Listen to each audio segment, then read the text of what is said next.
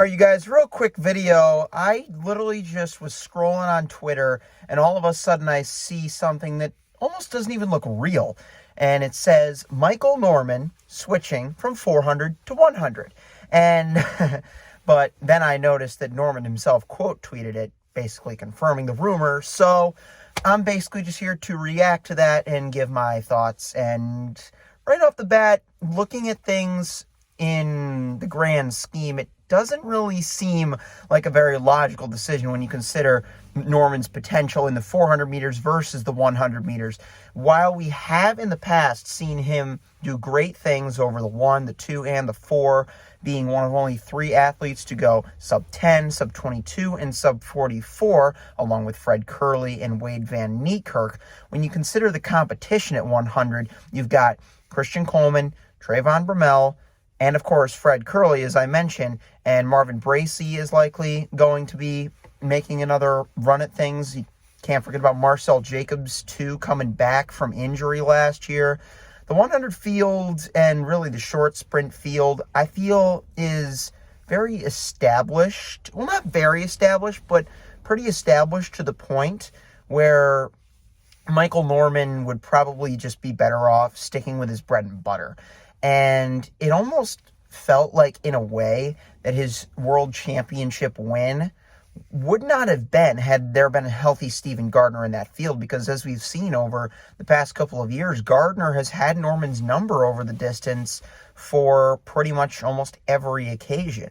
And yes, while I did make that one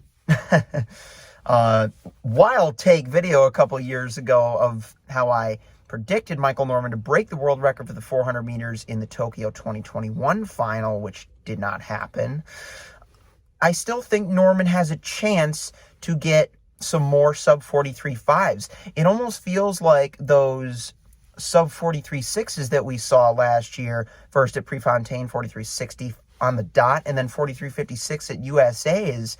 It feels like he's just throwing away all of the momentum that he built off of those. And while you could make the case that it felt the same way when Fred Kerley switched just a couple seasons removed from having run a 43.64, which was, I believe, the 6th fastest at the time before Gardner eventually took that spot back.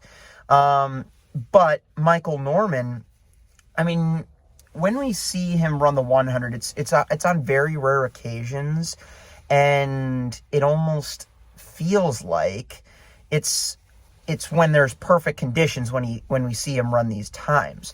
Like, for example, when he ran that 986, which was a time trial against Rai Benjamin, which they ran in the COVID 2020 year. Did I say 2020?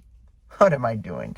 But yeah, just to sum things up quickly for you guys before I ramble on for too much longer, I don't think this decision is exactly going to pay out for Michael Norman, although it could very well change as the season progresses. But we'll see what he makes of it, and whether or not he'll look to do a 200-meter double, whether or not we'll see him do some 400s as endurance training potentially. I think Michael Norman does have potential in the 100, but the question remains, can he garner that explosiveness with all of these other guys showing the potential to go sub 9.8?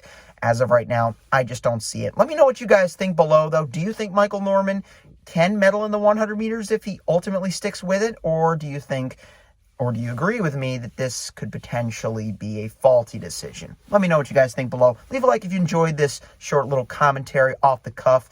And yeah, subscribe for more. And I'll see you guys tomorrow. I do plan on making a couple of reaction videos, potentially, for the USATF championships, depending on whether or not NBC uploads them to YouTube. So I have video to back them up with. But plan on the 60-meter final. That should definitely be one to watch with Noah Lyles and company. So yeah, guys, thank you so much for watching, and peace.